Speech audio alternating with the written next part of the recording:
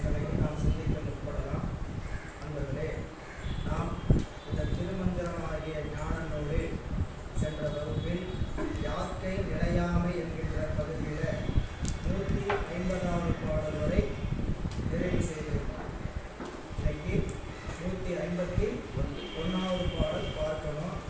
இந்த யாக்கை நிலையாமை வரிசையா நிலையாமை பற்றி திருமூல தேவநாயனார் எடுத்துக்காட்டுகிறார். எதன் பொருட்கள் கேட்டீங்கன்னா, ஞானத்தை பெற வேண்டுமானால், மெய்யை உணர வேண்டுமானால் நிலையாமையை உணர்ந்தபடி அல்லது ஞானம் சித்திக்காது என்பதற்காக இந்த ஞானத்தை பெறுவதற்கும் மெய்யை உணர்வதற்குமான பயிற்சியாக முதல்ல இந்த செல்வம், யாக்கை, உலகம் எதுவும் நிலைக்காது, உயிர் நிலைக்காது என்பதை பற்றி எடுத்துக்காட்டுகின்ற வகையில் நமக்கு சென்ற வகுப்பில் 150வது பாடலில் வாசந்தி பேசி மனம் புணர்ந்து அப்பதி நேசத்தை விட்டி நினைப்பு ஒளிவார் பின்னை ஆசந்தி பேசி வைத்து அமைய அழுதிட்டு பாசத்து கட்டு படியட்டில் பாசம் தீச்சுட்டு வழியேற்றினார்களே அப்படின்னு நாம் படித்தோம். இன்னைக்கு 151வது பாடல் சிந்தனை தொடர்கிறது. திருச்சிற்றம்பலம். பந்தல் பிரிந்தது பண்டாரம் கட்டற்று 9 வாசலும் ஒக்க அடைத்தன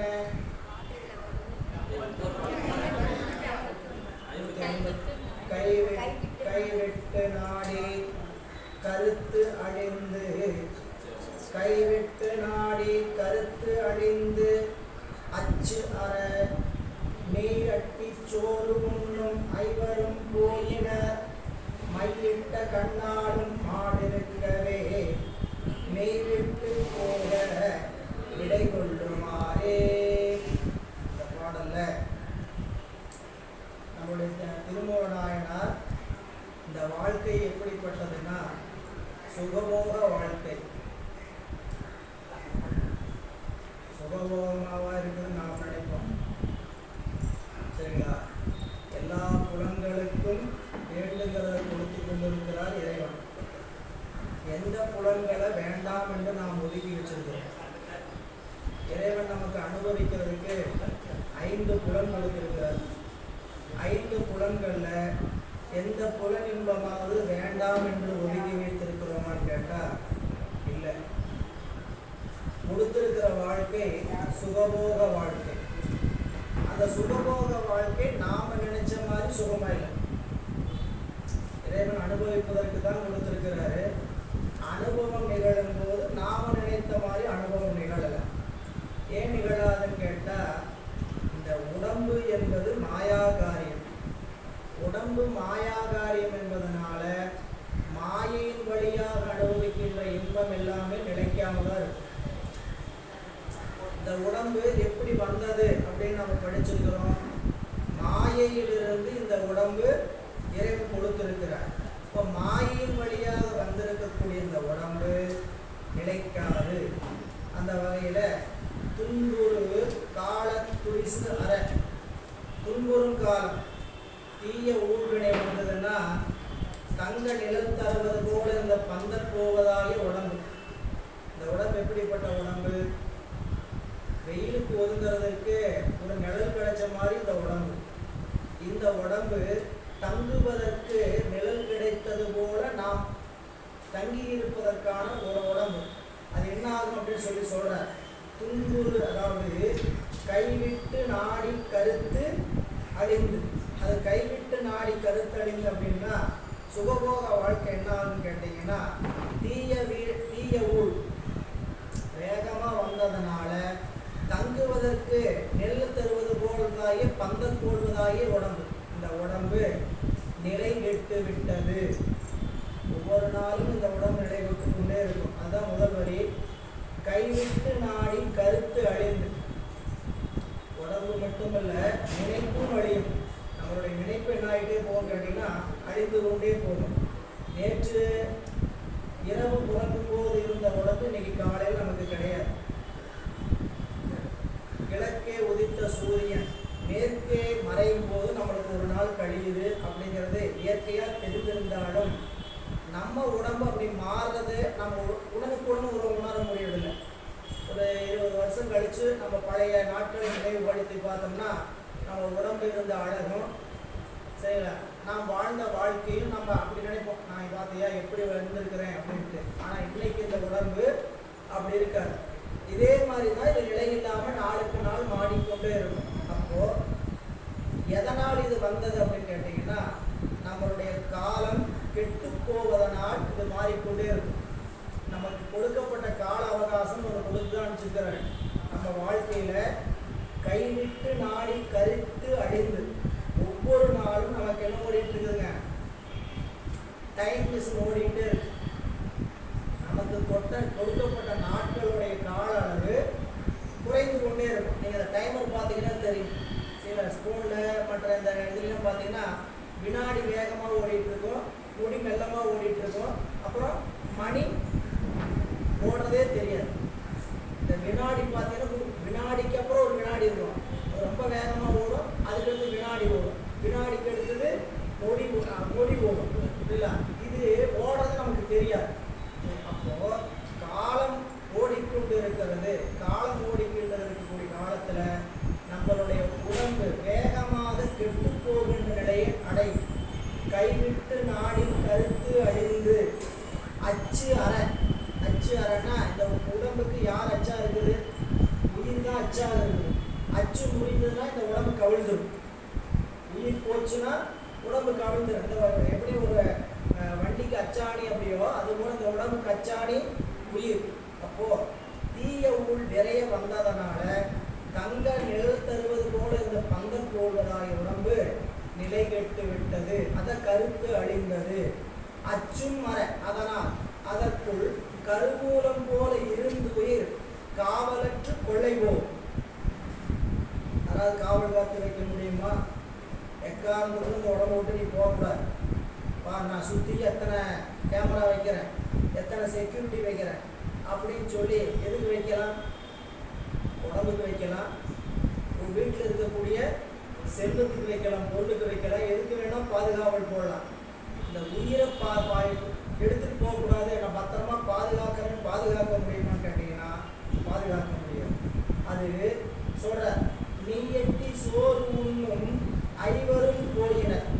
நம்ம நல்லா சுகபோக வாழ்க்கைன்னு என்னன்னு கேட்டிங்கன்னா நெய்யட்டி உண்ணும் சோறு, அதான் சொல்கிற நெய்யட்டி உண்ணும் சோறு அதனால் ஐவரும் போயினர். உடல்நிலையை சொல்லிக்கூட இருக்கக்கூடிய நிலையில், உடல்நிலை இருக்கக்கூடிய நிலையில் அந்த சொல்லுகிற அந்த நெய்யட்டி உண்ணும் சோறு என்கின்ற வகையில் இந்த உடம்பு நல்ல சுகபோகத்துக்கான வாழ்க்கை. எது குறைஞ்சாலும் சாப்பிட மாட்டோம், உப்பு குறைஞ்சாலும் சாப்பிட்றதில்லை, காரம் குறைஞ்சாலும் சாப்பிட முடியாது, எது குறைந்தாலும் நம்மளால பண்ண முடியாது. ஒரு நாளைக்கு தானே செய்யலாம், தவறி உப்பு கம்மியாக போட்டுருக்கோம், உப்பு பாத்திரத்தை பக்கத்தில் எடுத்து வச்சு உட்காந்து தான் சாப்பிடணும். உப்பு இல்லாமல் உப்பு குறைச்சலாக சாப்பிடலாமா ஒரு நாளைக்கு அப்படின்னா வாய் ஏற்றுக்காது. என்னென்ன எல்லாம் கூட காரம் உப்பு எல்லாம் இருந்தால் தான் நம்மளால் எல்லாத்தையும் செய்து சாப்பிட முடியும். தவிர மற்றபடி இருந்தால் சாப்பிடாத ஆளும் கிடையாது. 6 சுவையும் தினமும் இருந்தால் சாப்பிட மாட்டோமா? நம்மளால் செஞ்சு சாப்பிட முடியாது. என்னதுங்க, காரம் தனியாக, இனிப்பு தனியாக, வடை, அப்பளம், பாயாசம் எல்லாம் தினம் கொடுத்தா எப்படி இருக்கும்? மகிழ்ச்சியாக இருக்கும். யாராவது செஞ்சு கொடுத்தா நம்மளால மேவாது. நம்மளால என்ன பண்ண முடியாது கேட்டிங்கன்னா, இத்தனையாக இருப்பா செய்கிறது. ஒரு சாம்பார் ரசம் வச்சாவே பெரிய வேலை வீட்டில் அப்படின்னு நினைக்கிறோம். காலையில் டிஃபனே எடுத்துங்க, ஒரு சட்னி அரைச்சா சாப்பிடலாம், அவ்வளோதான். ஆனால் நம்மளால் என்ன பண்ண முடியாது கேட்டிங்கன்னா, சட்னியோட ஒரு சாம்பார் இருந்தால் பரவாயில்ல. இன்றைக்கி சாம்பார் அரைக்கலையா, ஒரு பொடி எடுத்து வச்சு சாப்பிடுவோம். சரிங்களா? எதையுமே அந்த வாய்ச்சுவை மட்டுமல்ல, மற்ற எந்த சுவைக்கும் நம்ம வேண்டாம்லாம் இது நினைக்கிறது இல்லை. நம்மளால என்ன நினைப்போம்னா, நம்மளால செய்ய முடியல, அதனால இல்லை, அப்படிதான் இருக்கு. அப்போ நெய்யட்டி சோறு உண்ணும் ஐவரும் போயினர். சரிங்களா? நெய்யட்டி உண்ணும் ஐவரும் போயினர். சொல்றார், மையிட்ட கண்ணாலும் மாடும் இருக்கவே. உடம்பு விட்டு உயிர் போயாச்சு. சரிங்களா? காவல் காத்து கொண்டு முடியாது. நல்லா சாப்பிட்ட இந்த 5 புலன் என்னாச்சுங்க, அதுவும் அவிஞ்சு போச்சு. காது கேட்காது, கண்ணு எல்லாம் கிடக்குது, பணம் கிடக்குது. இதுக்கு ஏது 5 புலனுக்கு அறிவிப்போம்? ஒன்றும் கிடையாது. பக்கத்தில் யார் இருக்கிறான்னு கேட்டீங்கன்னா, மனையாளும் செல்வமும் இருக்கவே மாடு, அதான் சொல்ற, மையிட்ட கண்ணாலும் மாடு இருக்கவும் மெய்விட்டு போக விடை கொள்ளுமாறு என்ன பண்ணுறதுங்க, எல்லாரும் போய்த்தாகும் அப்படின்னு சொல்லி எல்லாம் போச்சு. எல்லாம் செய்யவளால் தொடர்ந்து அழுது போய்விட்டன அப்படின்னு சொல்ற இந்த பாட்டில். இனி அடுத்த பாடல் பாருங்க. பந்தல் பிரிந்தது பண்டாரம் கட்டு அற்ற 9 வாசலும் ஒக்க அடைத்தன துன்புறு கால குறிசு வர மேன்மேல் அன்புடையார்கள் அழுகன்றார்களே. நமக்கு சொல்ற துன்புறு காலத்து துரிசு வர. இந்த துன்புறு காலங்கிறதாங்க நம்ம சேர்த்து வைத்திருக்கக்கூடிய வினை உரிய நேரத்தில் பலன் தரும். அது எது போலன்னு கேட்டீங்கன்னா, பகையை போல. பகையை சம்பாதிச்சு வச்சோம்னா பகை கண்டிப்பாக கொண்டு என்ன பண்ணும், துன்பத்தை கொடுக்கும். சரிங்களா? அதனால இது எப்படிப்பட்ட பகைன்னு கேட்டா வினைப்பகை. இது உடம்பு பகை அல்ல. இது எப்படிப்பட்ட பகை? வினைப்பகை. இந்த உடம்புக்கான பகையை சேர்த்து வைக்கிறதே தப்பு. சரிங்களா? அதனாலதான் வள்ளுவர் சொல்லுவார், எல்லளவு பகை இருந்தாலும் சரி, எல்லளவு அது பெரும் கேட்டை கொண்டு கொடுக்கும். எப்பகவண்ண சிறுமைத்தே ஆகிரும் உட்பகை உள்ளதாம் கேடு. அதனாலதான் தீயவை செய்தார் கெடுதல் நிழல் தன்னை வீயாது அடிந்து அடி உறைந்தற்று அப்படின்பார். ரொம்ப எளிமையா சொல்லணும்னா, வினை நம்மை தொடர்கிறது. எங்க போனாலும் கொண்டு அதற்குரிய பலனை கொடுத்து கொண்டிருக்கும். அதே தான் பட்டியல் போட்டு வச்சிருக்கோம். இது இன்னைக்கு மெச்சூரிட்டி ஆகுது, நாளைக்கு அது மெச்சூரிட்டி ஆகுது. பாலிசி மாதிரி தான் வினை பாலிசி. நம்ம சேர்த்து வச்சிருக்கிற பாலிசி என்னன்னு கேட்டீங்கன்னா வினை பாலிசி. நல்லா நிறைய சேர்த்து வச்சு போட்டு வச்சிருக்கிறோம். அது உரிய நேரத்தில் மெச்சூரிட்டி ஆகிட்டே இருக்கும். சரிங்களா? நாம் ஒன்றும் கட்ட வேண்டியதில்லை. என்ன கொண்டு கட்ட வேண்டியதில்லை. மாதம் கட்ட வேண்டியதோட கிடையாது. டீ கூட ஒரே ஒரு தடவை எடுத்து வச்சிங்கன்னா போதும். எடுத்து வச்ச பாலிசிக்கு சாமி என்ன பண்ணுவார், சரி பாலிசி எடுத்துருக்கிற லைஃப் லாங் வச்சிருக்கிற லைஃப் டைம் பாலிசி தான் வச்சுக்கொண்டு என்ன பண்ணுவார், உரிய காலத்தில் கொண்டு டெலிவரி கொடுத்துக்கிட்டே இருப்பார். சரிங்களா? அப்போ வினைப்பகை வீயாது பின் சென்று அழுது. அதான் வள்ளுவர் சொன்னார், எனைப்பகை உற்றாரும் உய்வர். எனைப்பகை உற்றாரும் உய்வர். வினைப்பகை வீயாது பின் சென்று அடும். நீங்க எவ்வளவு வேணா பகையை சேர்த்து வச்சு ஒரு இடத்துல எங்களோட பகை இருக்கு கூடாங்கிறாரு.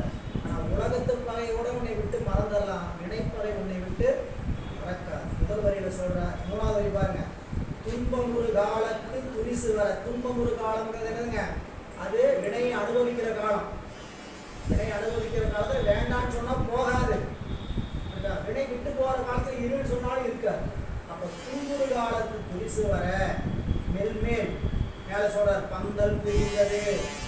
உடம்பு என்னாச்சு, உடம்ப நிலைக பந்தல் பிரிச்சதுன்னு என்னதுங்க, நிலைவிட்டு போச்சு. கொஞ்சம் நேரம் ஆக இதனுடைய துர்நாற்றம் வீசாகக்கூடிய பந்தல் பிரிந்தது. அடுத்து சொல்ற, பண்டாரம் கட்டற்றது. பண்டாரம் அப்படின்னு என்னதுங்க, உள்ளுக்குள்ள இருந்த பண்டாரம் யாருங்க, நாம தான். உள்ளுக்குள்ள இருந்த பண்டாரம் நாம தான். கருவூலம் நம்ம உயிர் ரொம்ப பொக்கிஷமானது. அந்த உயிர் என்னாச்சுன்னு கேட்டீங்கன்னா கட்டு அற்றது. பண்டாரம் கட்டு அற்றது. அடுத்து சொல்ற, 9 வாசலும் ஒக்க அடைத்தன.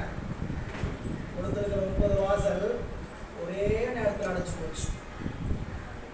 அதான் திருநாவுக்கரசு பெருமான் 9 வாசலும் அடைத்த போதும் உன்னை உணர மாட்டேன். எப்பயாவது 2 வாசல் அடைச்சதுன்னா தெரியும். சரிங்களா? அப்பதான் சாமி 9 வாசல் அடைக்க வேண்டாம்.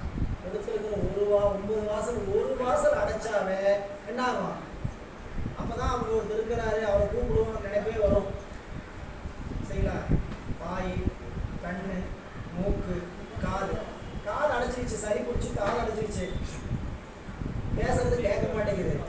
சரி, அப்பதான் இங்க திருவருள் என்ன தோணுன்னு கேட்டீங்கன்னா, சாமி கேட்க முடியலையே, காது கேட்கலையே, இது டெம்பரவரியா கேட்காம போறதுக்கு. சரிங்களா, சாமி இடையில இடையில அப்பப்போ நம்மளுக்கு ஒரு இது கொடுப்பார், வார்னிங் நோட்டீஸ். என்னட்டுங்க, இப்படி ஆச்சுன்னா என்ன ஆகுன்னு தெரிஞ்சுக்கும், இப்படி ஆகுன்னா என்ன ஆகுன்னு தெரிஞ்சுக்கும் அப்படின்னு அப்பப்போ என்ன பண்ணுவாருங்க, ஒரு எச்சரிக்கை தகவல் வரும். அந்த எச்சரிக்கை தகவலை நம்ம என்ன பண்றோம், அப்படியே கடந்து வேகமா போவோம். இல்லை, காது அடைச்சுதா, அவங்க மருத்துவர் பார்த்தோமா, மருந்து ஊற்றணுமா, உள்ள இந்த குரடு இது மாட்டி இருக்குது, கூட மாட்டி இருக்குது, என்ன பண்ணுவோம், ஊற்றி வெளியே உருவி எடுக்க வேண்டியது. நல்லா கேட்குது. சரியா, இப்போ இது என்னன்னு கேட்டீங்கன்னா, இப்படி ஒரு காலம் உனக்கு வரும், புரிஞ்சுக்கோ. அதுக்குள்ள உன்னுடைய உடம்பை என்ன பண்ண, இறைவனுக்கு திருவடிக்கு பணி செய்வதற்காக ஆத்து. எல்லா புலனுக்குமே எச்சரிக்கை நோட்டீஸ் வந்துகிட்டே தான் இருக்கும்.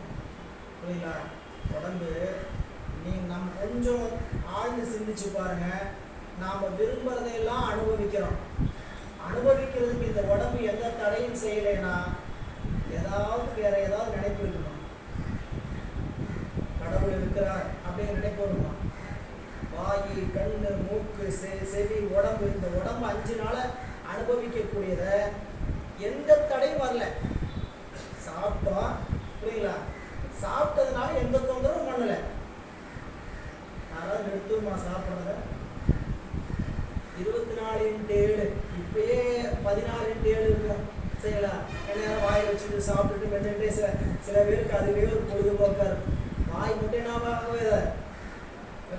சில பேர் பேசுறது, சில பேர் பார்க்கறது, படம் பார்க்கறது, மற்றது நினைச்சு இதுக்கெல்லாம் தடை கொடுக்குறாரு இறைவன். அப்பப்போ ஒரு பிரேக் கொடுக்குறாரு, ஸ்பீட் பிரேக்.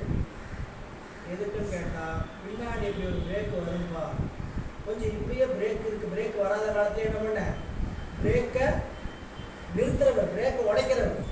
யாரும் உடைக்க, அவர் தான் பிரேக்கை உடைக்கிறது. அவர் உடைக்கிறவரை போய் கொஞ்சம் என்ன பண்ண நினைச்சுப்பார்.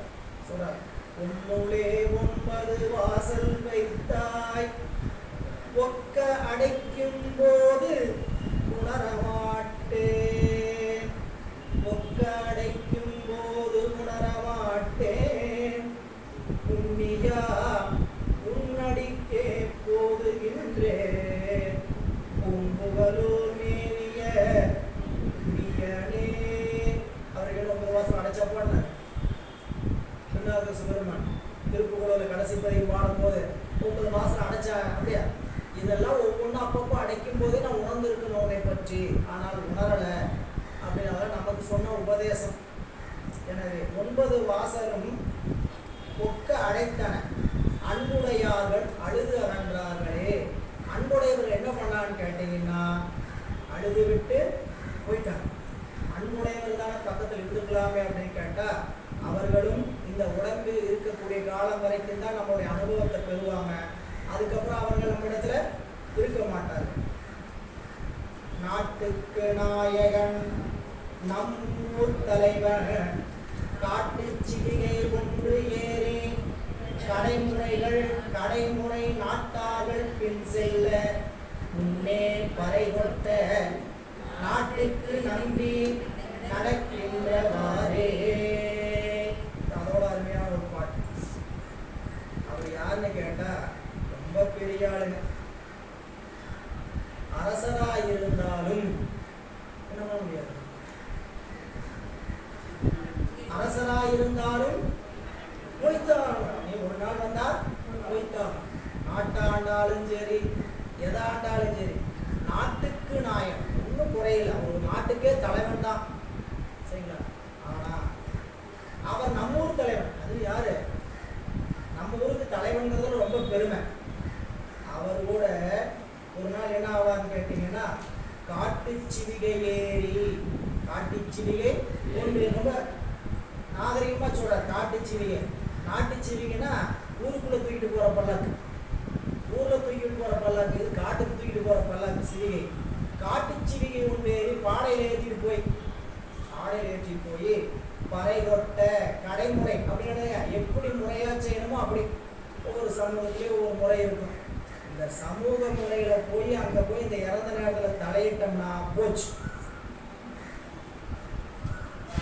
அதனாலதான் பேசாம நிக்கணும்.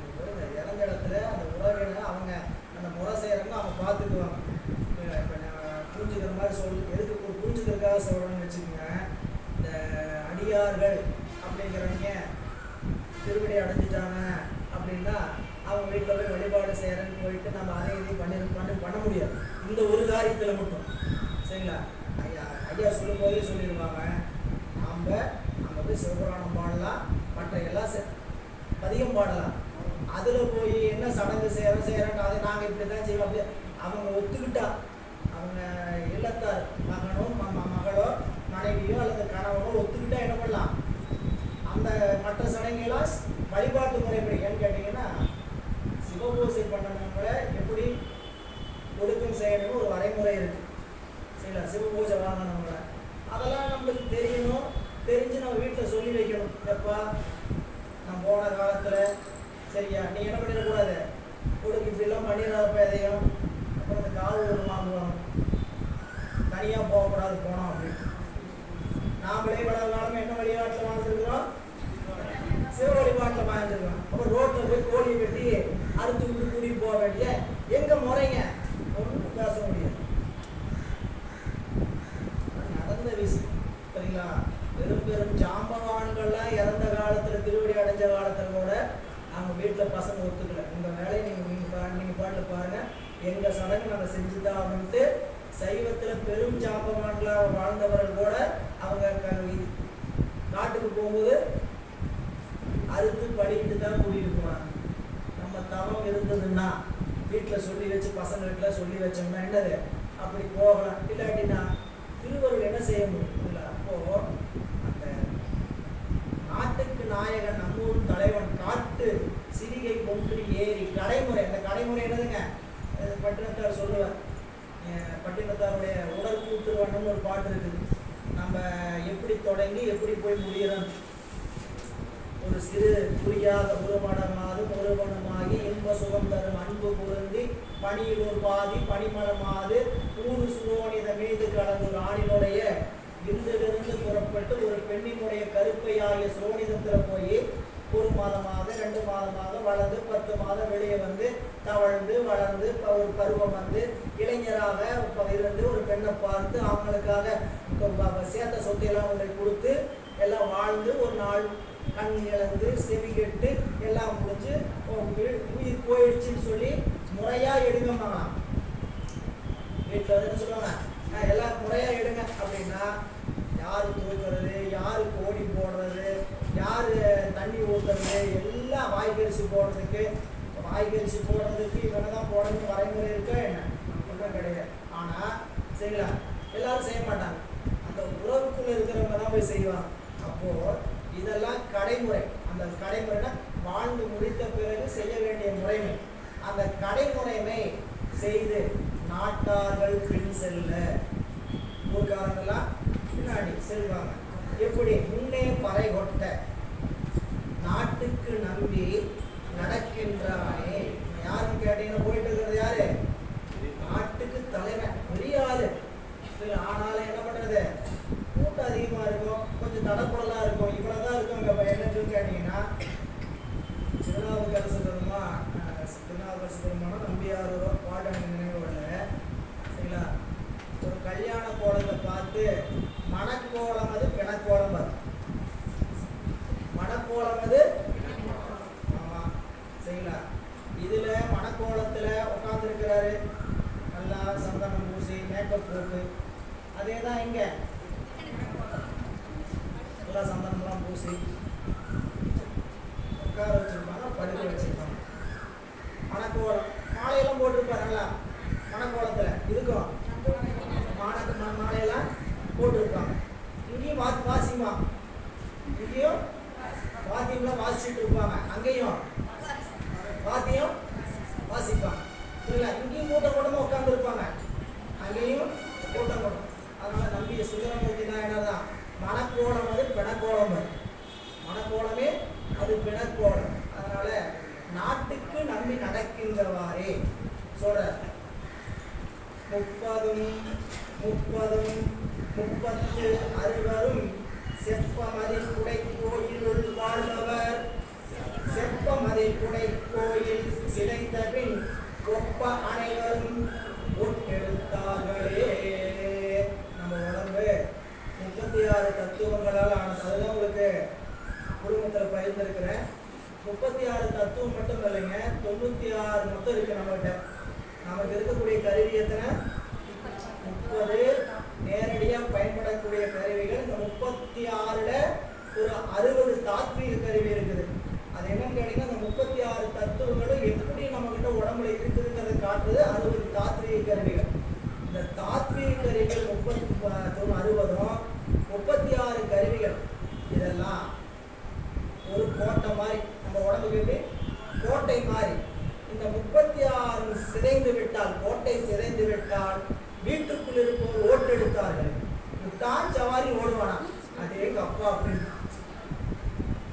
உடம்புக்குள்ள இவ்வளவு நேரம் ஒண்டி குடித்தனா, நாம் இருக்கக்கூடிய குடித்தனா ஒண்டி குடித்தனா. நாம் என்னமோ சொந்த வீடு வாங்கிட்டு வந்த மாதிரி, நாம் இருக்கிறதே வாடகை வீடு. சரிங்களா? நம்ம தகுதிக்கு தகுந்த மாதிரி. இந்த வாடகை வீடு எப்படிப்பட்ட வீடு? நம்ம தகுதி என்ன? நம்ம தகுதி என்ன? வேண. நம்ம தகுதி என்ன?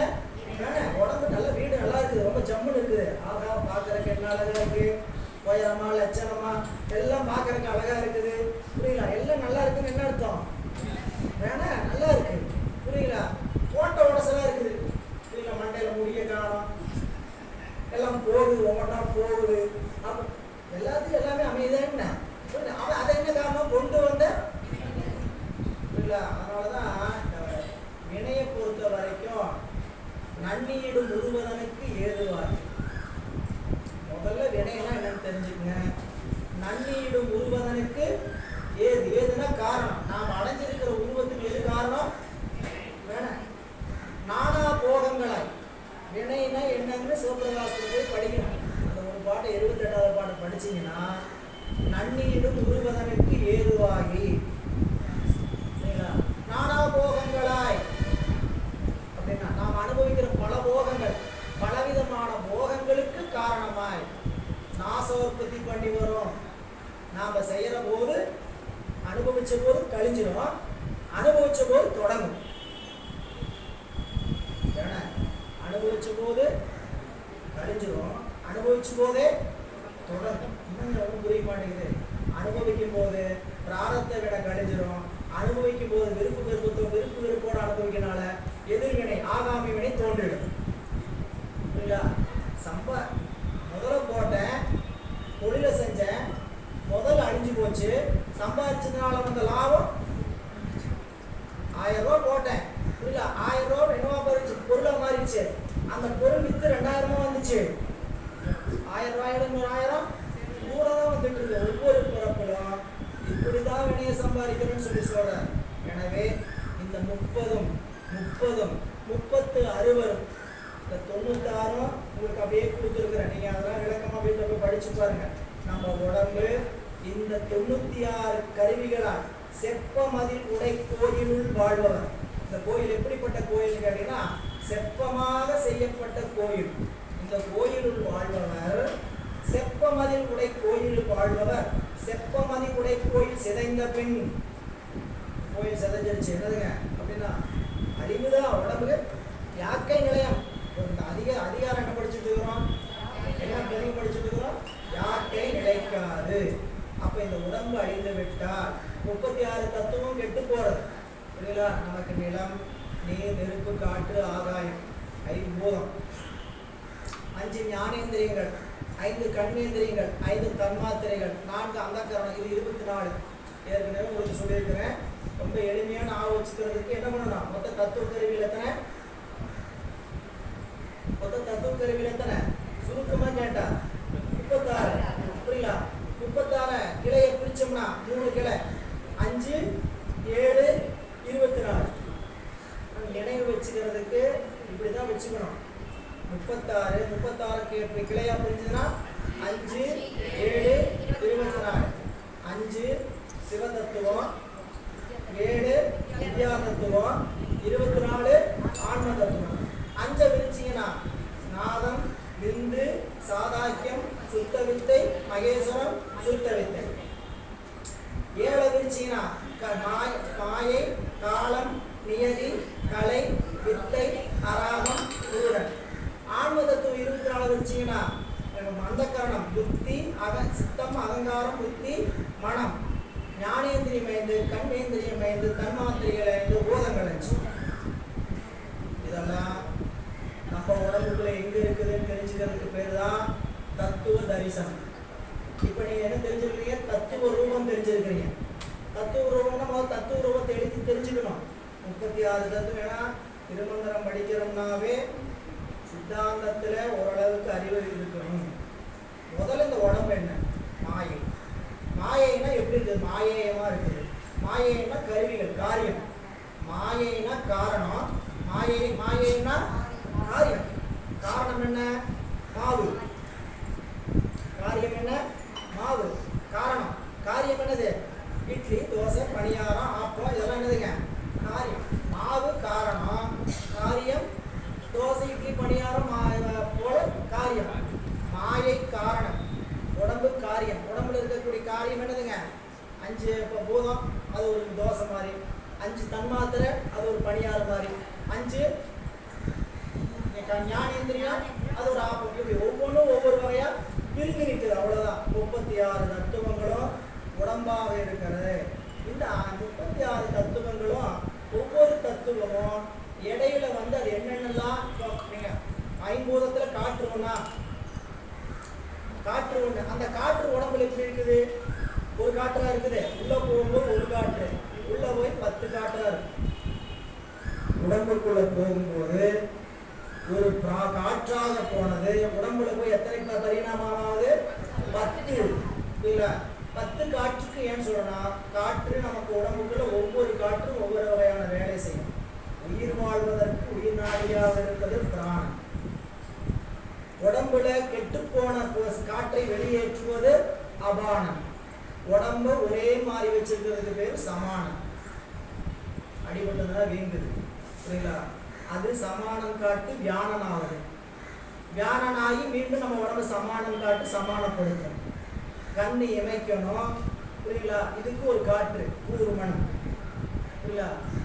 கிரகத்திரன் அப்படின்னு ஒரு காற்று. இப்படி உடம்புக்குள்ள 10 காற்று இருக்குது. உடம்பு கெட்டு போவதற்கு ஒரு காற்று தனஞ்சயம்.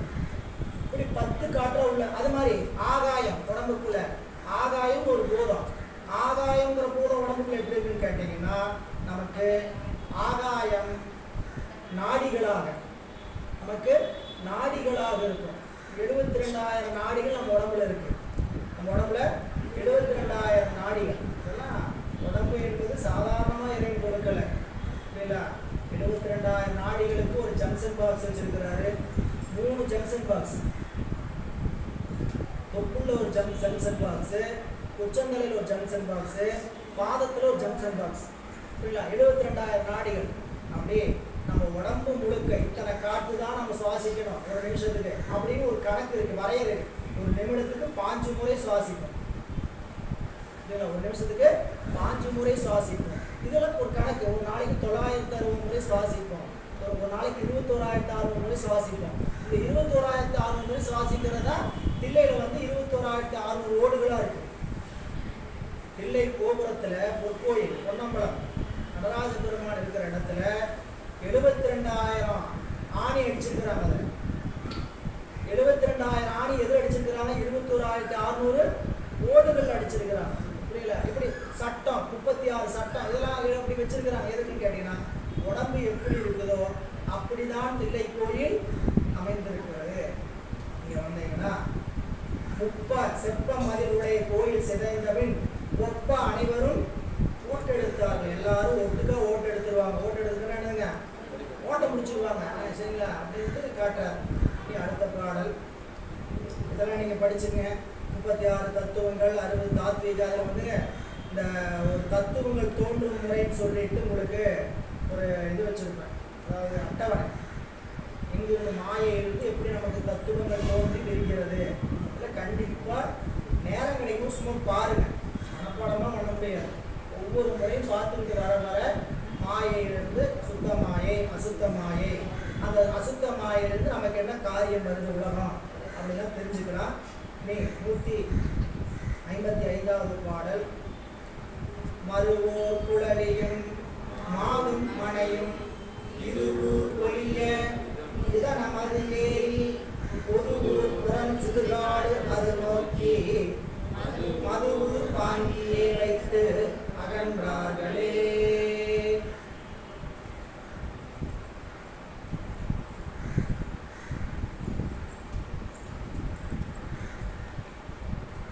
மதுவூர் குழலி, அது மது தேன் ஊறுகின்ற கூந்தலை உடைய மனைவியும், மாடு மாடு என்றால் செல்வம், செல்வமும், மனையும் வீடும், இது ஊர் ஒளிய, எங்க அந்த ஊர்ல விட்டுட்டே ஒளியும்.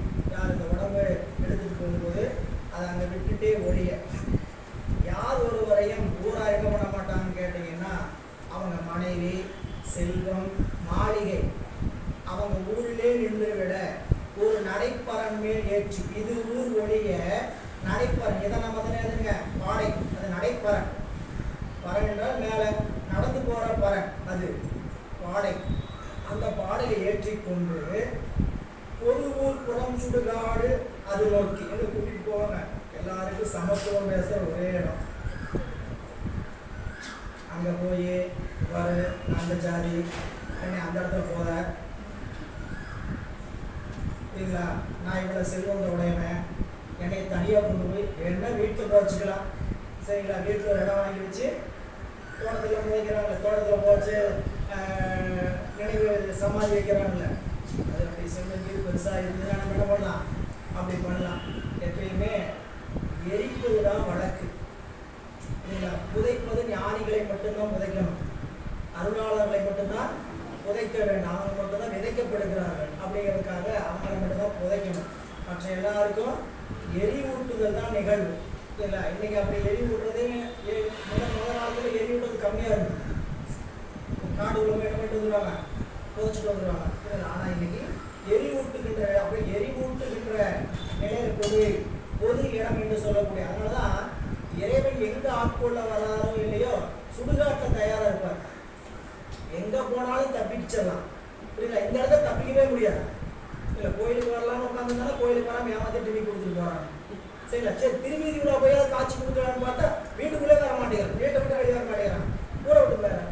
எங்கே போனாலும் தப்பிச்சுக்கிறாங்க. அதனால் என்ன பண்ணலாம், அங்கே வெயிட் பண்ணுவோம் அவனுக்காக புரியுதா. அப்படின்னு எல்லாருக்காகவும் சாமி என்ன பண்ணுறாருங்க, அங்கே தான் காத்திருக்கிறார் புரியுதா. பெய்வாள் காட்டகத்து ஆடும் பிராண்டனை வாயே வாழ்த்து, வாயே வாழ்த்து கண்டாய் மத யானை உரிபோர்த்து பெய்வாள் காட்டகத்து ஆடும் பிராண்டனை வாயே வாழ்த்து கண்டாய். பெருமான் பெய்வாள் சுடுகாட்டு பிச்சை, ஊர் சுடுகாட்டு எரி பிச்சை நிவாசகர். நான் அப்படி திட்டுவேங்கிறார்.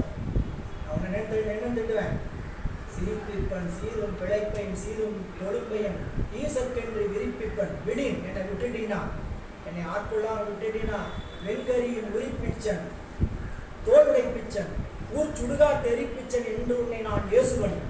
நான் உன்னை விலை திட்டுவேன், என்னை ஆட்கொள்ளாமல் விட்டுட்டீனா அப்படிலாம் திட்டுவேன்னு சொல்கிறேன். அப்போ இந்த பொது ஊர் கடந்து அதான் சொல்ற, பொது ஊர் புறஞ்சுடுகாடு அது நோக்கி மதுவூர் வாங்கிய, மதுவூர் வாங்குறதுனா நல்ல அன்பு, மதுங்கிறது இங்கே அன்பு, அன்பை செலுத்தி என்ன பண்ணுவாங்க கேட்டீங்கன்னா வைத்து போய் அங்கெல்லாம் வச்சுட்டு கிளம்பி விடுவார்கள் அப்படின்னு காட்டுறார்.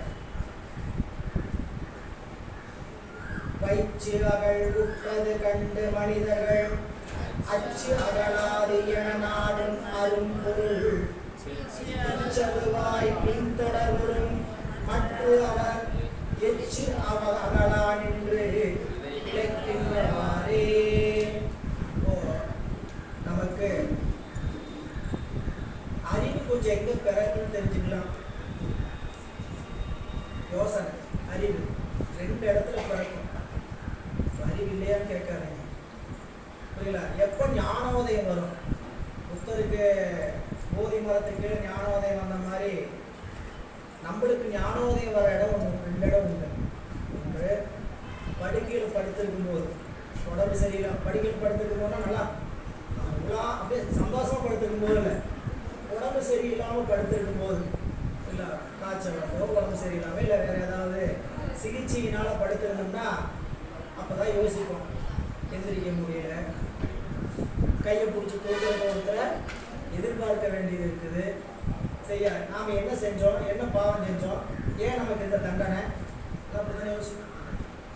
ஏன் இறைவன் நமக்கு இப்படி கொடுக்குறான், இந்த தண்டனை ஏன் கொடுத்தான் அப்படின்னு நினைப்போம். இன்னைக்கு போட்ட போஸ்டா, இது இன்னைக்கு போட்ட தபாலா, இல்லை நேற்று போட்ட தபால், எங்கேயோ போட்டு வச்சிருக்கிற தபால் என்ன ஆகுது, இன்னைக்கு தான் வந்து வீட்டுக்கு வந்து சேருது. கொண்டு வந்து பெருமாள் என்ன பண்ணுறாரு, கொடுக்குறாரு. அங்கே ஒரு ஞானோதயம் பிறக்கும். இனிமேலாவது பிற உயிர் உடம்புக்கு தீங்கு வரும்போது தான் நான் எந்த உயிருக்கு தீங்கு செஞ்சேன்னு தெரியலையே அப்படின்னு நினைப்பே வரும்.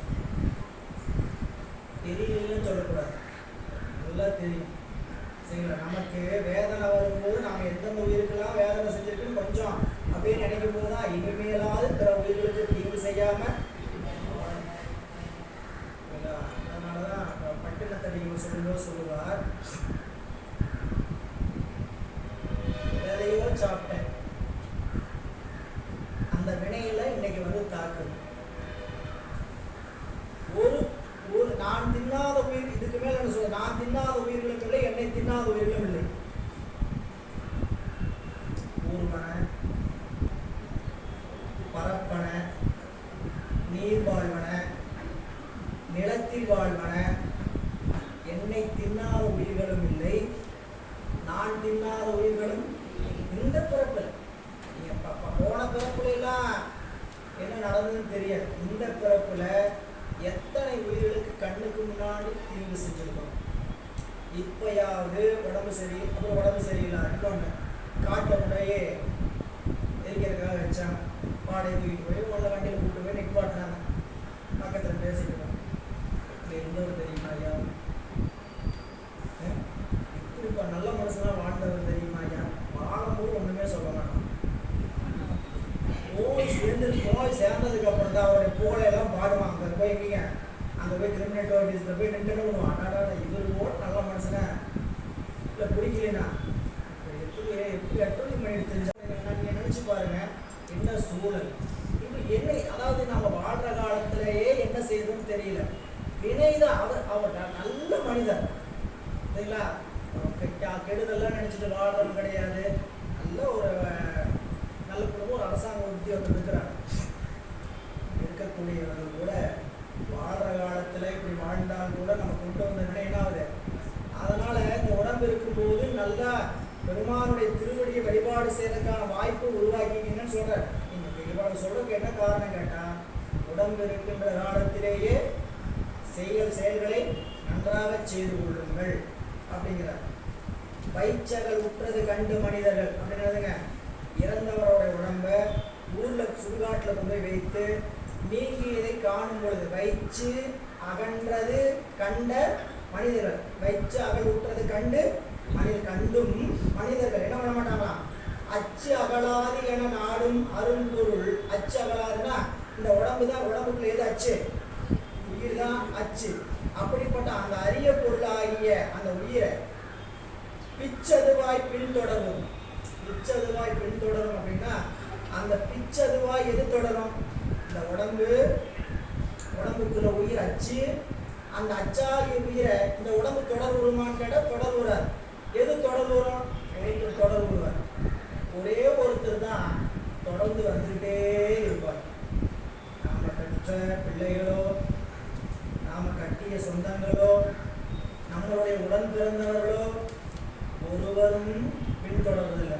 ஒரே ஒருத்தன் மட்டும் தொடரலாம். நம்மளால அதை உணர்ந்து கொள்ள கூட முடியறதில்லை.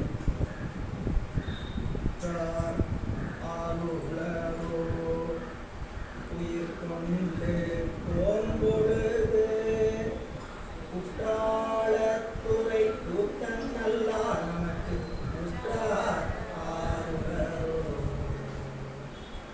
குற்றவரும் உறுதுணையும் நீயே என்று.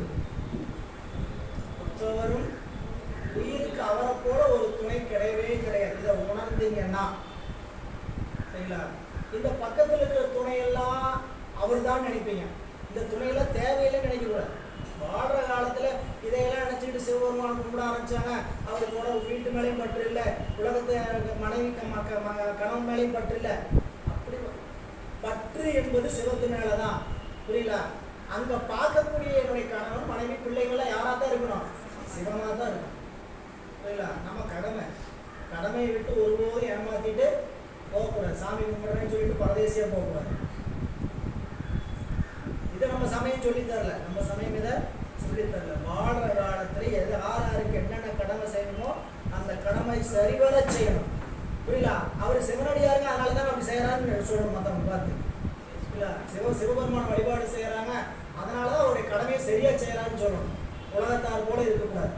உலகத்தார் போல வாழ்க்கை இருக்கக்கூடாது. வந்தா வாழ்ந்தோம் அப்படி போனோம். அப்போ அந்த பிச்சகலா, அந்த பிச்சகலா என்பது யாருன்னு கேட்டீங்கன்னா, நம்மை விட்டு பிச்சகலாது நாடக்கூடிய அரும்பொருள் யாருன்னு கேட்டீங்கன்னா, அவர்தான் அருந்துணை, அவர்தான் பெருந்துணை, அவர்தான் அருந்துணை, அவர்தான் பெருந்துணை, அவர்தான் தனித்துணை. அதனாலதான் அப்பர் சுவாமிகள் அருந்துணையை அடியாதம் அல்லல் தீர்க்கும் அருமருந்தை அகல் ஞாலத்துள்ளே தோன்றி வரும் துணையை, அகல் ஞாலத்துள்ளே தோன்றி வரும் துணையை சுற்றமும் போகமும் விட்டு தனை நினைய வல்லோர்க்கு என்றும் பெரும் துணையை பெரும்பற்ற புலியூரானை பேசாத நாளெல்லாம் பிறவானாளே அருந்துணை. ஒரே சந்தோஷம், யாரையும் நினைக்கிறார். போயிட்டு திரும்புற வரைக்கும் அவரை மட்டும் நினைக்கும். மிச்சம் அவர் பார்த்துக்குவார். இல்ல அங்க போய் அவங்கள நினைச்சு இவங்களை நினைச்சிட்டு அதை அனுபவிச்சுட்டு இருந்தா அங்க இருக்கிற சிவத்தை அனுபவிக்க முடியும். அவ்வளவு கஷ்டப்பட்டு போறோம் திருக்கையிலாய். போயிட்டு அங்க போய் இவங்க நினைக்கிறதுக்காக அவ்வளவு கஷ்டப்பட்டு எங்கேயோ உட்காந்து நினைச்சிட்டு போலாம்ல. இங்கேயோ உட்காந்து அங்க அவன் இவங்களை நினைச்சு அவரை நினைச்சா அது அதோட புண்ணியம். அங்க போய் அவரை நினைக்காம இவங்க நினைச்சிட்டு இருந்தா அந்த மாதிரிதான். எனவே அவர் தனித்துணை, வருந்துணை, பெருந்துணை, அருந்துணை. இல்லை, அந்த அருந்துணைய மறக்கக்கூடாது. அதை சொல்ற. இப்போ பிச்சதுவாய் பின்தொடர் வரும் மற்ற அவர் எச்சு அகலாம் என்று இழைக்கின்றார். அப்படின்னா எச்சு அகலான்னா வச்சுட்டு விட்டுட்டு போக முடியாம அகலாம இழைக்கின்றார்களே, அவரால் ஒன்றும் செய்ய முடியாது. அவங்க விட்டுட்டு போனவங்க தான் அப்படின்னு நிலையாம சொல்ற. ஆர்த்தெழும் சுற்றமும் பெண்டிரும் மக்களும் மூத்துரைக்காரே பொழிவ பொழிந்த பின் வேர்த்தலை போக்கி விறகிட்டு எரிமூட்டி நீர்த்தலை மூழ்குவ நீதி இடாரே. அன்பல் நினைக்கலாம், ஏங்க நிலையாமை யாக்கை நிலையாம 2 பாட்டு 3 பாட்டை சொல்லிட்டு விட வேண்டியதானே. அப்படி சொன்ன கேட்குற ஆளுங்க நம்ம திரும்ப திரும்ப சங்க ஊகம். அதனால தெரிஞ்சு வச்சிருக்கிறாங்க. சாமி என்ன பண்றாருங்க, நல்லா சங்க ஊதுறாரு. இங்க வரப்பா, கூட யாரும் வரமாட்டாங்க. திரும்ப திரும்ப சொல்றது இருக்கு. படி நான் தினம் சொல்ல வேண்டிய அவசியம் என்ன? அவன் படிக்காதவனா இருப்பான், அறிவு மந்தமா இருப்பான். அவன் என்ன சொல்லணும், தினம் சொல்லிதான். அப்புறம் நம்ம அறிவுடையவர்களா இருந்தா ஒரு பாட்டு போச்சு, எவ்வளவு பாட்டுல வேண்டியதே இல்லை. நமக்கு அறிவு சிந்திக்கக்கூடியவர்களா இருந்தா ஒரு பாடல் போதும். வாழ்நாளில் பெருமானை தவிர உறவுகள் இல்லை. இந்த உடம்பும் செல்வம் யாக்கையெல்லாம் நிலைக்காது. இங்க சொல்ற ஆர்த்தெழும் சுற்றமும். எப்படிப்பட்ட சுற்றம்? நல்ல ஆரவாரமா ஆர்ப்பரிக்கிற சுற்றம். எப்போ எது வரைக்கும் கேட்டீங்கன்னா இருக்கிற வரைக்கும். இருக்கிற வரைக்கும் உயிர் இருக்கிற வரைக்கும் இல்ல, இது இருக்கிற வரைக்கும் சுத்தம். எப்படி இருக்கும்? சுற்றிட்டு இருக்கும். இருக்கிற வரைக்கும் சுற்றம். அதனாலதான் அதுக்கு பட்டினத்தார் ரொம்ப அருமையா சொன்னார். அடர்ந்த சந்தை கூட்டம் என்றே இரு. அது எப்படிப்பட்ட கூட்டம்? அடர்ந்த சந்தை கூட்டம். இந்த கூட்டம் எப்படிப்பட்டது? சந்தையில எப்ப கூட்டம் இருக்குங்க? சந்தையில பொருள் இருந்தா தானே கூட்டம் இருக்கும். சந்தையில பொருள் இல்லைன்னா கூட்டம் இருக்குமா? சந்தையில பொருள் இல்லைன்னா யாரும் தங்க மாட்டாங்க. அது போல நம்மளத்துல பொருள் இல்லைன்னா, அதனால சுற்றத்தை அடர்ந்த சந்தை கூட்டமின்றே ஒன்றென்று தெய்வம் ஒன்றென்று தெய்வம் ஒன்றென்று அதில் சொல்லும்போது சொல்லுவார், வாழ்வை உடன்கவில் நீர் ஓட்டம் என்றே ஏறு. வாழ்க்கை எப்படிப்பட்ட நீர்? எப்ப கவிழும் தெரியாத நீர் ஓட்டம், எப்ப கவிழும் தெரியாத நீர் ஓட்டம். அதுல சந்தை கூட்டமாக இருப்பவர்கள் நம்மளுடைய சுற்றங்கள். அதெல்லாம் குளத்துல நீர் இருக்கிற வரைக்கும் பறவைகள் இருக்கும். அப்படிப்பட்ட சுற்றத்தை சேர்த்து வச்சுக்கவே கூடாது. நல்ல சுற்றம் புரியல. அது புரிஞ்சுக்கிறதுக்காக சொல்றேன். சில சுற்றத்தை தவிர நல்ல சுற்றம் இல்லவே இல்லை. மற்றவங்க கொடுத்தீங்கன்னாலும் புகழுவாங்க, கொடுக்கலினாலும் புகழுவாங்க. அந்த புகழ்ச்சி வஞ்சம் புகழ்ச்சியாது. நல்லது செஞ்சா இகழ்வார்கள், கெட்டது செஞ்சாலும் இகழ்வாங்க. இந்த நம்ம வீட்டில் இருக்கிற சுற்றம்லாம் எப்படின்னு கேட்டீங்கன்னா, அவன் மச்சான் இவங்க எல்லாருமே எப்படி இருப்பான்னு கேட்டீங்கன்னா, நம்ம இடத்தில் என்ன காரியம் ஆக வேண்டும். அதுல ஒரு சில சுற்றம் தான் அந்த குளத்தோடு இறக்கின்ற உயிரினமாகி மீன் போல இருப்பாங்க. அது சிவ சுற்றமா இருந்ததுன்னா ரொம்ப சந்தோஷம்.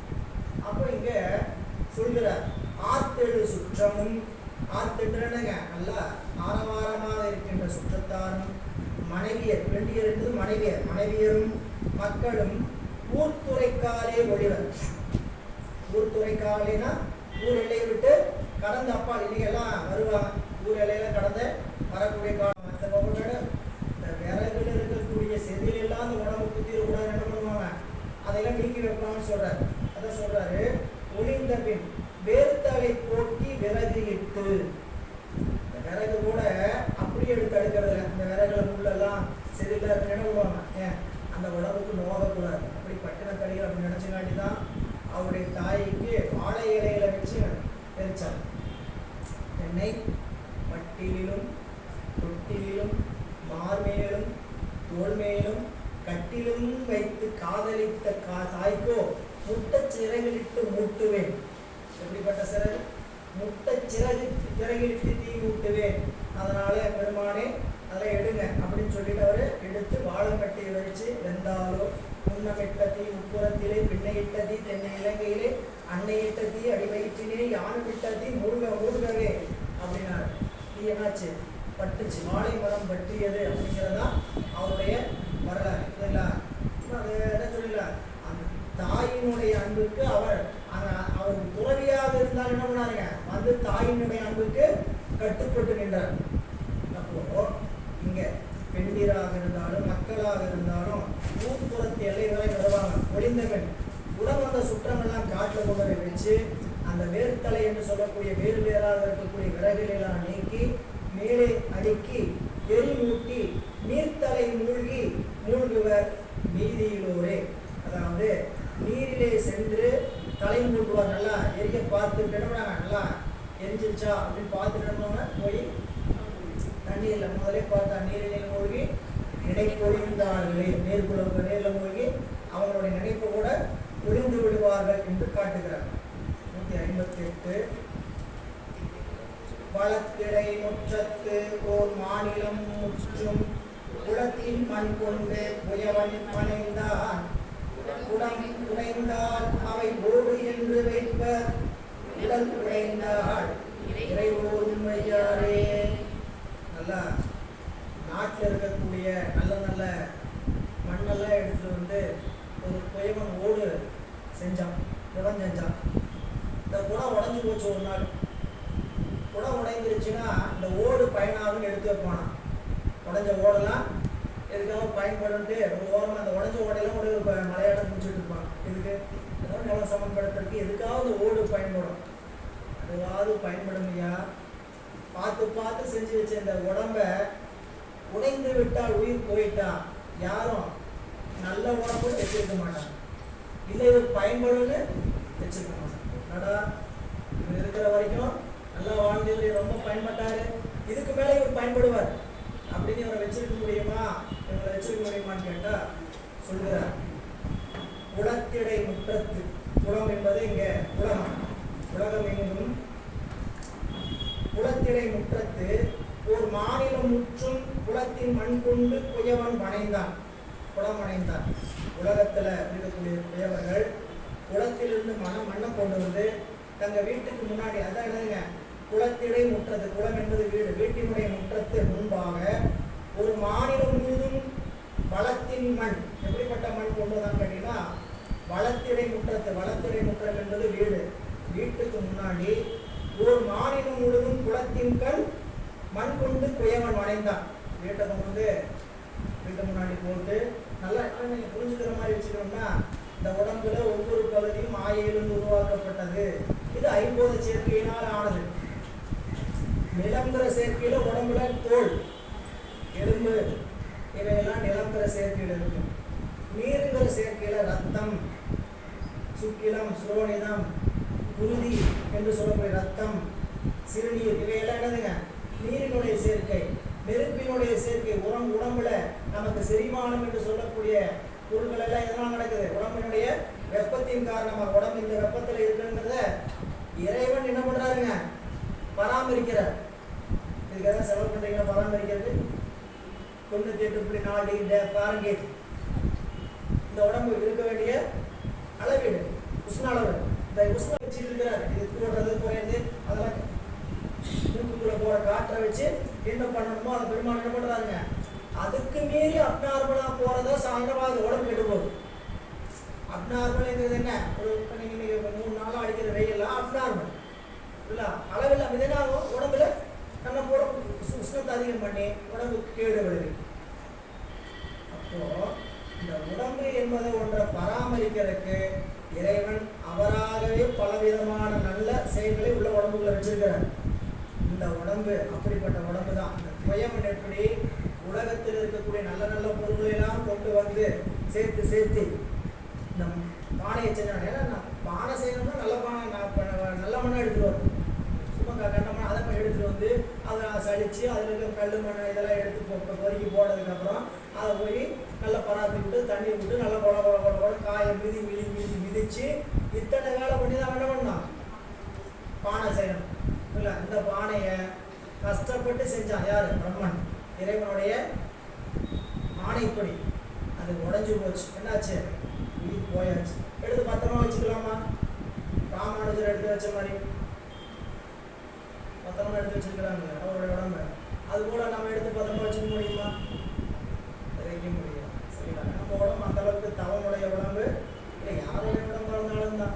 சரிங்களா? இந்த உலகத்துல எவ்வளவு உயர்ந்தவர்களுடைய உடம்பா இருந்தாலும் என்ன பண்ண வேண்டியதா இருக்கு,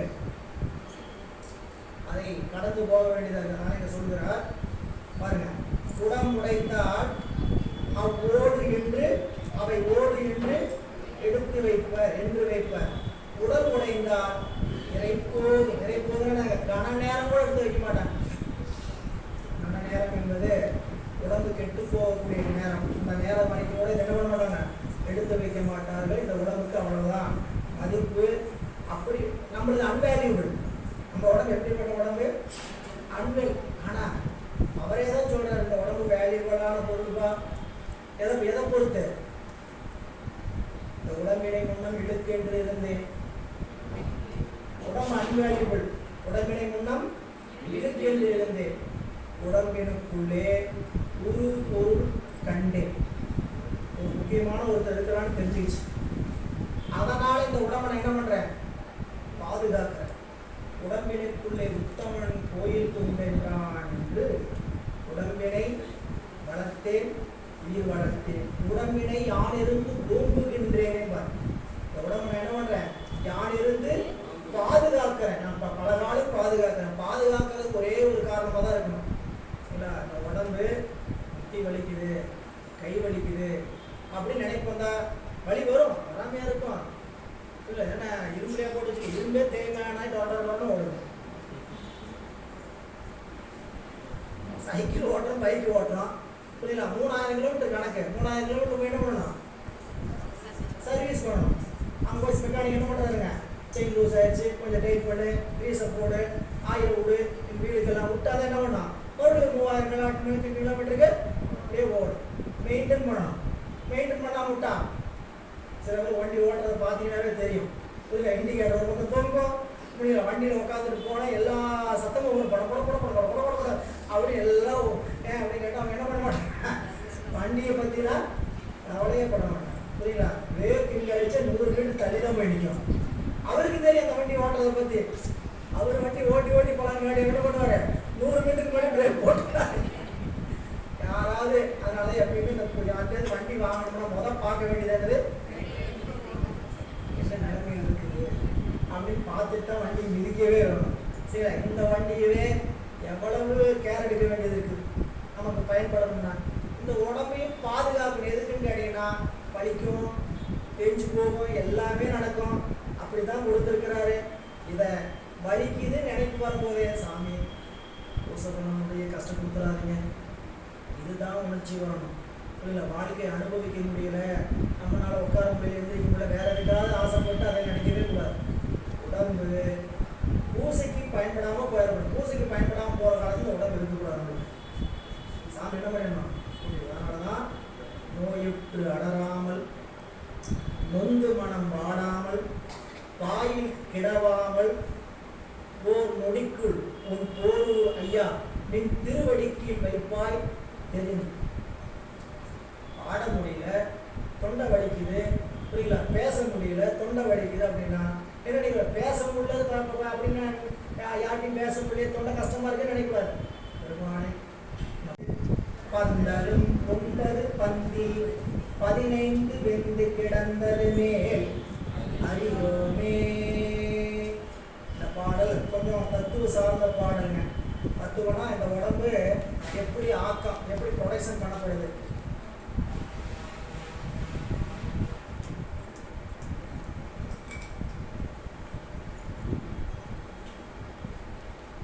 உடம்பு எப்படி உருவாக்கம் செயல் நடக்குது அப்படின்னு காட்டுறார். 5 தலைப்பறி. 5 தலைப்பறி என்பது நமக்கு தலைக்கூடை. பறி என்பது என்னதுங்க? கூடை. தலைக்கூடை போல உலகங்களை தாங்கி நடத்தக்கூடிய சிவதத்துவங்கள் 5. தெரிஞ்சுக்க வேண்டியது என்னன்னு கேட்டீங்கன்னா, நம்ம உடம்பையும் உலகத்தையும் செலுத்துவது சிவதத்துவங்கள். நாதம், விந்து, சாதாக்கியம், மகேஸ்வரம், சுத்தவித்தை. இதில் தனித்தனியாக தொழில் இருக்கு. என்ன தொழில் சித்தாந்தத்தில் படித்து தெரிஞ்சுக்கணும். நாதம்னா ஞானமே வடிவாக இருக்கும். விந்து என்றால் சக்தி. நாதம் என்பது சிவம், விந்து என்பது சக்தி. சக்தி எப்படி இருக்கும்? அறிவே வடிவா, ஞானமே வடிவாக இருக்கும், கிரியையே வடிவாக இருக்கும். ரொம்ப எளிமைதான். ரொம்ப நான் சித்தாந்தம் சொல்றாங்க, நீங்க புரியாம கஷ்டப்பட வேண்டாம். சிவம் எப்படி இருப்பார்னு கேட்டீங்கன்னா, அறிவே வடிவாக இருப்பார். சக்தி எப்படி இருக்குன்னு கேட்டீங்கன்னா, செயலே வடிவாக இருக்கும். சாதாக்கியம், சதாசிவம் எப்படி இருக்குன்னு கேட்டீங்கன்னா, ஞானமும் கிரியையும் சமமா இருக்கும். ஞானம், அறிவும் செயல் எப்படி இருக்கும்? சமமாக இருக்கும். சாதாக்கியம் என்று கருத்து மகேஸ்வரம். மகேஸ்வர தத்துவம் எப்படி இருக்குன்னு கேட்டீங்கன்னா, கிரியை மிகுந்து ஞானம் குறைவாக இருக்கும். சுத்த வித்தை ஞானம் மிகுந்து கிரியை குறைவாக இருக்கும். சரி, இப்படி சொன்னா உங்களுக்கு புரியறதுக்கு கொஞ்சம் கஷ்டமா இருக்கும். புரியல? உருவமா பாருங்க. புரியல? சுத்த வித்தை அப்படி என்பது என்ன கேட்டீங்கன்னா, இறைவன் நமக்கு உலகத்துல பொருள்களை அனுபவப்படுத்துவதற்காக இறைவன் கொடுத்து வைத்திருக்கக்கூடிய ஒரு பகுதி. இல்ல, சுத்த தத்துவம் என்ன நடக்குன்னு கேட்டீங்கன்னா, நமக்கு அசுத்தமாயின்படியாக உடம்பை உலகத்தை கொடுத்துருவார். அது பொருள். அது என்னது? பொருள். பொருள்னா தெரியுமில்ல, இதெல்லாம் பொருள். உலகம் முழுக்க பொருள். இந்த உலகம் எப்படி இருக்கு? 2 பகுதியா இருக்கு. சொற்பிரபஞ்சம், பொருள் பிரபஞ்சம். இல்ல, சொல்லா ஒரு பகுதி இருக்குது, பொருளாக ஒரு பகுதி இருக்குது. சொல் பிரபஞ்சம் எங்க தோன்றுதுன்னு கேட்டீங்கன்னா, சுத்த வித்தையில தோன்றுது. வாக்கா. வாக்கு இல்லாம எந்த பொருளையும் நாம் அறிய முடியாது. இல்ல, வாக்கு எப்படி இருக்குன்னு கேட்டீங்கன்னா, அறிவு மிகுந்து, என்னதுங்க? அறிவு மிகுந்து எதற்கு குறைவா இருக்கும்? செயல் குறைந்து இருக்கும். அறிவு மிகுந்து செயல் குறைந்து. இதுல நாதம் என்கின்ற சிவதத்துவத்துல தான் சூக்குமை வாக்கு தோன்றுகிறது. இல்ல, நாதம். அப்ப நாதம் என்பது என்ன? சூக்கும வாக்கு தோன்றுகின்ற இடம். அப்ப நாதம் எப்படி இருக்குன்னு பார்த்தோம்? ஞானமே வடிவாக, அறிவே வடிவாக இருக்கும். அப்ப வாக்கு என்பது அறிவு விளங்குவதற்கு பயன்படுகின்ற ஒன்றை இறைவன் உருவாக்குகிறார். வாக்குனாலதான் அறிவு என்ன ஆகும்? விளக்கம் அடையும். இப்ப நம்ம படிக்கிறதா எழுதுங்க, வாக்குகள். வாக்குனாலதான் அறிவு விளங்கும். இந்த வாக்கினால் அறிவு விளங்குவது போல அம்பிகை சக்தியினுடைய செயலினால் கிரியினால் என்ன விளங்கும்? அறிவு விளங்கும். இப்போ நம்மளுக்கு சொன்னால் அறிவு விளங்கும், இல்லாட்டி செஞ்சு காட்டினா அறிவு விளங்கும். 2 வகையில் இறைவன் வச்சுக்கிறார். அந்த சுத்த தத்துவம் என்பது என்ன கேட்டிங்கன்னா, இந்த உலகத்தை இறைவன் நடத்துவதற்காக தான் அமைத்து கொண்ட பகுதி 5 தலைவரி.